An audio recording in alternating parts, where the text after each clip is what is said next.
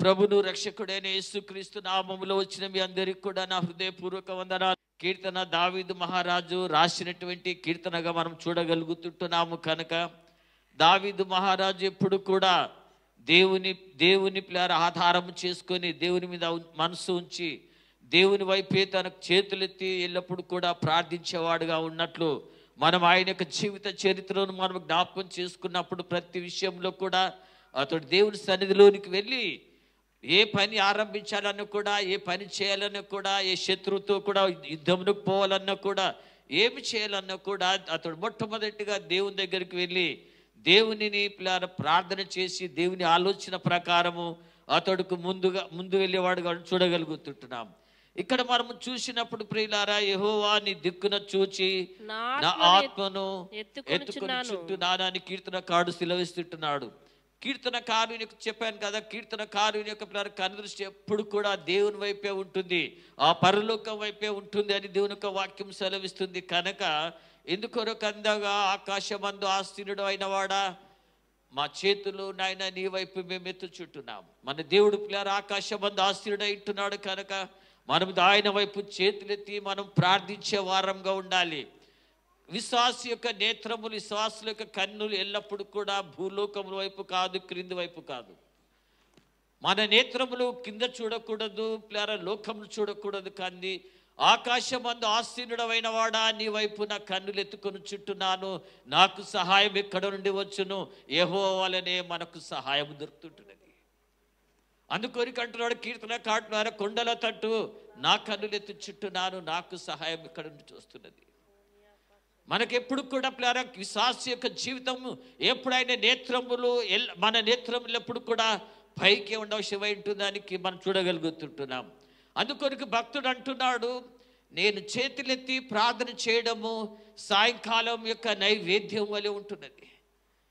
మనం చేతులెత్తి ఆకాశం వైపు మన చేతులెత్తి మనం దేవుని స్తుతించినప్పుడు సాయంకాలం యొక్క నైవేద్యములు ఎలాగైతే భక్తులు అర్పిస్తుంటున్నారో మన ప్రార్థనలు కూడా దేవునికి అంత ప్రీతికరంగా ఉంటాయని భక్తుడు తన అనుభవపూర్వకంగా తెలుసుకున్నాడు. కనుక అది మనకు నేర్పిస్తుంటున్నాడు. ఆకాశం అందున్నటువంటి దేవుని వైపు మనం ఎల్లప్పుడు కూడా మన చేతులెత్తి ప్రార్థించే వారు ఉండాలని కీర్తనకారుడు అంటున్నాడు. కనుక అందుకొరకు అంటున్నాడు, యెహోవా నీ దిక్కున చూసి నా కన్నులు నా ఆత్మను నేను ఎత్తుకొని చుట్టున్నాను. ఎందుకొరకనగా నా దేవా, చెప్పండి, నా దేవా, నా దేవా, నీ యందు నమ్మికయించున్నాను, నీ యందు నేను నమ్మికయించున్నాను, నన్ను సిగ్గుపడనీయకుము. ఇది ప్రియులారా, మన జీవితంలో దేవుని యందు నమ్మికయించేవాడు ఎప్పుడు కూడా అవమానము నొందడు, సిగ్గు నొందడని దేవుని యొక్క వాక్యం సెలవిస్తున్నది. మనుషుల మీద ఆధారం చేసుకున్నావా, రాజులను బలవంతులను ఆధారం చేసుకున్నావా, సిగ్గునుంటావు. కానీ దేవుని మీ ఆధారం చేసుకున్నవాడు, దేవుని మీద మనసు ఉంచుకున్నవాడు ఎప్పుడు కూడా సిగ్గునుందడని దేవుని యొక్క వాక్యం సెలవిస్తుంది. కనుక అందుకొరకు అంటున్నాడు, నా దేవాని యందు నేను నమ్మికయించున్నాను, నన్ను సిగ్గుపడనీయకు. ఎందుకనగా నా శత్రువులను నన్ను గూర్చి ఉత్సహింపనీయకము అని కీర్తనకారుడు ఒక భయముతో ఒక మాట సెలవిస్తుంటున్నాడు. అది భయముతో కూడినటువంటి తన ఆత్మీయ జీవితంలో ఉన్నటువంటి ఒక భయముతో అతడు, దేవా నా భక్తి జీవితము, నా విశ్వాస జీవితము, నా ప్రార్థన జీవితము నాయన ఒకవేళ శత్రువుకు నాయన అపహాస్యంగా అయిపోతుందేమో అని భయము కలిగిన వాడై ఎప్పుడు కూడా ప్రియులారా తన్ను తాను దేవునికి సమర్పించుకున్నవాడుగా ఉంటున్నాడు. తన నడవడి, తన మాటలు, తన ఆలోచనలన్నీ కూడా దేవా, శత్రువులు ఎప్పుడు కూడా నన్ను గురించి వారు సంతోషించకూడదు. వాడు పడిపోయాడు, వాడు అవమానం పొందాడు, వాడు దేవుని నమ్ముకున్నాడు, వాడు ఈ విధంగా ఉన్నాడని ఎప్పుడు కూడా నన్ను గురించి నా శత్రువులు నాయన, అయ్యా నాయన ప్రభు నీ నామమును అపహాస్యము చేయకూడదని ప్రతి విశ్వాసి కూడా భయము కలిగిన వారుగా ఉండాలి. మనలను గురించి మనల్ని చూసి అనేకులు దేవుని లేకుంటే దేవుని నామ అవమానం పొందకుండా మన యొక్క ఆత్మీయ జీవితం మనం కాపాడుకోవారమంటున్నామని కీర్తనకారుడు మనల్ని హెచ్చరించేవాడుగా ఉంటున్నాడు కనుక అందుకొరకు అంటున్నాడు, నీ అయ్యా నా ఏమంటాడమ్మా, నా శత్రువులు నన్ను గూర్చి ఉత్సహింపనీయకుము, నీ కొరకు కనిపెట్టు వాళ్ళు ఎవరు కూడా సిగ్గునందరని దేవుని యొక్క వాక్యం సెలవిస్తుంది కనుక ప్రియులారా, మన అపవాదికి ఎప్పుడు కూడా ఎర్రగా కాకూడదు. మన విరోధులకు మనం ఒక అపహాస్యంగా మనం కాకూడదు. మనల్ని చిక్కించుకోవాలని ఎలాగైనా పడగొట్టాలని చూస్తున్నటువంటి వారి చేతిలో మనము పడకుండా మనము ఎల్లప్పుడు కూడా మన నేత్రములను మనము దేవుని వైపు ఎత్తే వారంగా ఉండాలని దేవుని యొక్క వాక్యం మనకు సెలవిస్తుంది కనుక ఎల్లప్పుడు కూడా ప్రార్థించే మనస్సు మనం కలిగిన వారుగా ఉండాలి. ఈ యొక్క కీర్తనలో మొదటి వచనమైతే, అయ్యా దేవోవా నీ దిక్కు నేను చూచిన ఆత్మను ఎత్తుకుంటున్నానని ప్రార్థన చేస్తున్నాడు. తర్వాత 16 నుంచి 22వ వాక్యంలో చూస్తే అదంతా కూడా ప్రార్థన అంటున్నది. 16వ వచనం నుండి 22వ వచనం వరకు చూస్తే అన్ని కూడా ప్రార్థన వచనాన్ని కూడా ఇక ఈ విధంగా మన ఆత్మీయ జీవితంలో భయం కలిగిన వారమై ఎల్లప్పుడూ కూడా మనము ఎట్టి విషయాలలో కూడా లోకమునకు మనము చిక్కకూడదని దేవుని యొక్క వాక్యం సెలవిస్తుంది కనుక మనము ప్రార్థించే వారంగా ఉండాలని దేవుని యొక్క వాక్యం సెలవిస్తుంది కనుక 4-5 వచనములు చదివితే ఇలాగుంటున్నది.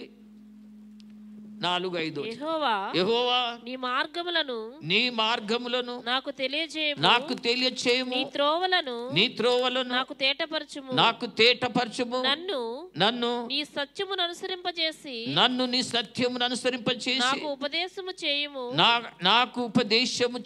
నీవే నా రక్షణకర్తవైన దేవుడవు, దినమెల్లా నీ కొరకు కనిపెట్టుచున్నానని ప్రియులారా, కీర్తనకారుని యొక్క ప్రియులారా, కీర్తనకారుని యొక్క మనస్సును మనం చూడగలుగుతుంటున్నాము కనుక దేవునిని తెలుసుకోవాలి, దేవుని యొక్క మార్గములు తెలుసుకోవాలి, దేవుని యొక్క ఉపదేశము తెలుసుకోవాలి అనేటువంటి ఆశ కలిగి కీర్తనకారుడు ఇలా ప్రార్థన చేస్తున్నారు. దేవా నీ మార్గములు నాకు తెలియచేయము, నీ త్రోవలు నాకు నీ త్రోవలు నాకు తేటపరచుము, నీ మార్గమునైనా నాకు తెలియచేయము, నీ త్రోవలు నాకు తేటపరచుము. తర్వాత నన్ను నీ సత్యం అనుసరింపచేసి నాకు ఉపదేశము చేయమని పిల్లలు కీర్తనకారుడు తాను ఎందుకనగా 9వ వాక్యం చూస్తే ఇలాగుంటున్నది, న్యాయ విధులను బట్టి ఆయన దీనులను నడిపించును,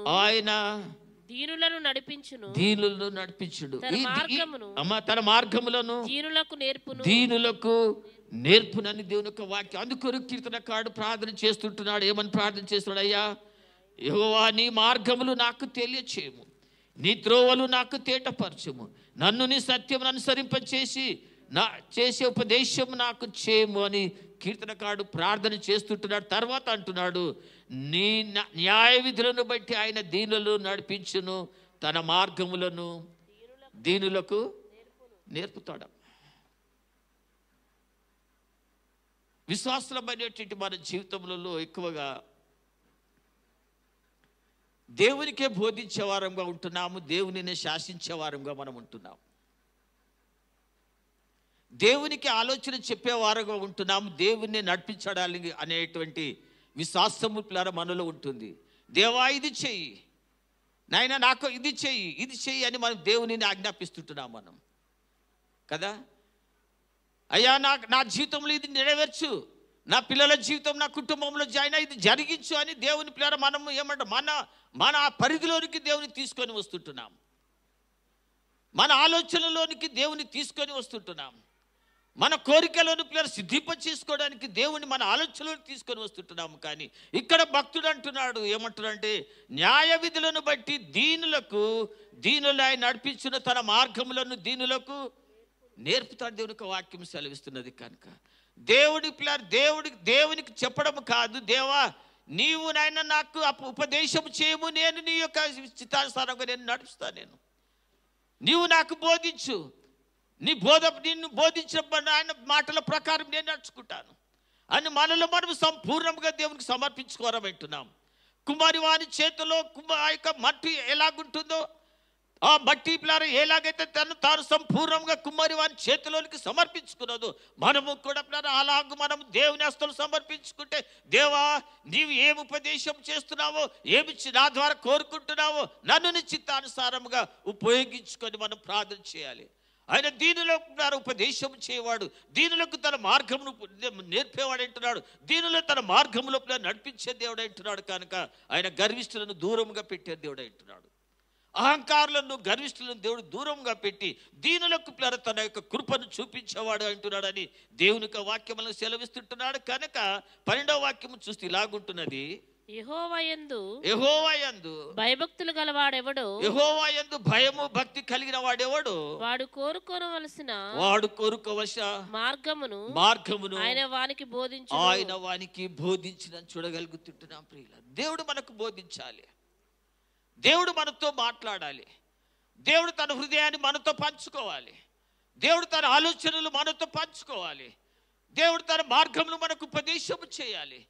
మనము దేవునికి ఉపదేశం చేసే వారంగా ఉండకుండా, అయ్యా ఈ పని చెయ్యి, ఆ పని చెయ్యి, ఆయన ఈ విధంగా చెయ్యి, ఈ విధంగా ప్రవర్తించాలి, దేవునికి మనము సలహాలు ఇవ్వకుండా దేవుని యొక్క సలహాలు మనము తీసుకునేటువంటి వారంగా ఉండాలి.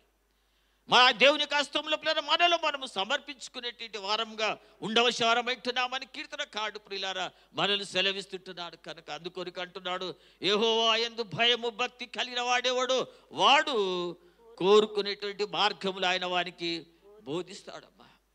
ఆయన మార్గములు తప్పక తన బిడ్డలకు బోధించేవాడు అంటున్నాడు. తన ఆలోచనలు తప్పక తన బిడ్డలకు అనుగ్రహించేదేవాడు అంటున్నాడు. తన యొక్క ఆ చిత్తాన్ని తన ప్రజలేడల తాను ప్రియులారా ఆయన ఎల్లప్పుడు నెరవేర్చుకునేటువంటి వాడుగా ఉంటున్నాడు అని దేవుని యొక్క వాక్యమును సెలవిస్తుంది. కనుక 111వ కీర్తన 10వ వాక్యము చూస్తే ఇలాగుంటున్నది.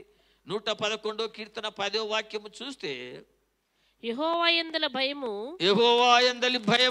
జ్ఞానమునకు మూలము, యెహోవాయందలి భయము జ్ఞానమునకు మూలము. ఆయన శాసనములను అనుసరించువారు మంచి వివేకము గలవారు, మంచి వివేకము కలిగిన వారని దేవుని యొక్క వాక్యము సెలవిస్తుంది.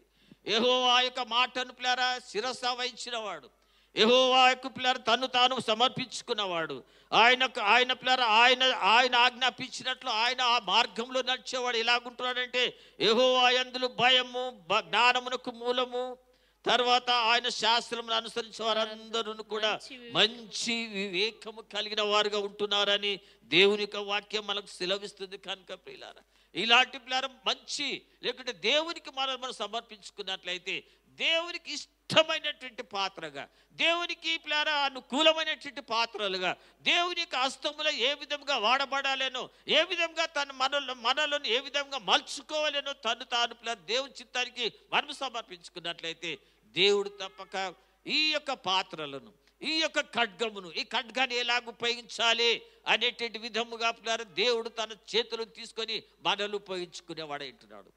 దేవుని హస్తంలో ఒక ఖడ్గము వలె మనం ఉండాలి. ఈ ఖడ్గము దాని ఇష్టానుసారంగా ప్రవర్తించదు. అది ఎవరి చేతిలో ఉన్నదో ఆ చేతిలో ఉన్నటువంటి వాడు ఆ ఖడ్గాన్ని ఎలాగ ఉపయోగించుకోవాలో ఉపయోగించుకునేటి వాడు అంటున్నాడు.